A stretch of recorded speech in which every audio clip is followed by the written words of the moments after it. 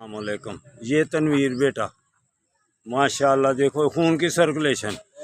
ये पहले जमील ने भी कोशिश की है उल्टी बाजी मारने की, लेकिन आओ जिंदाबाद जिंदाबाद, हाँ जिंदाबाद जिंदाबाद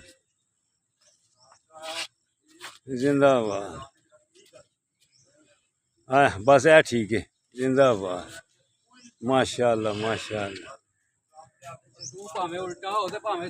ओ ले चौधरी साहब आ गए ने। जो ये चौधरी साहब कहते हैं जैसे मर्जी हो तूने ऐसे ही रहना है। हाँ जिंदाबाद माशाल्लाह माशाल्लाह। एक तोला घटा दे ते मैं तेरा शिगिर्द पै जावां। हाँ हाँ नहीं असा तुहानू शिगिर्द नहीं ना पाना तो। ये जी 88 के माशाल्लाह चौधरी साहब सेहतमंद।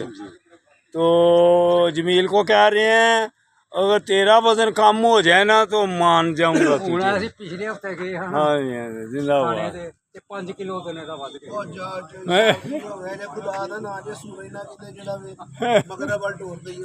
तो बरखुरदार हो आप भी आए, हम आपको भी ये सेहतमंद जिंदगी चलो।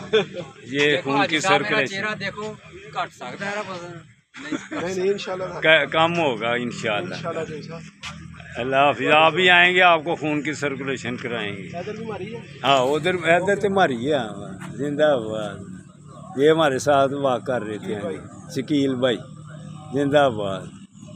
ठीक है जी, ठीक है जी। अल्लाह हाफिज़ अल्लाह हाफिज़। चलो असी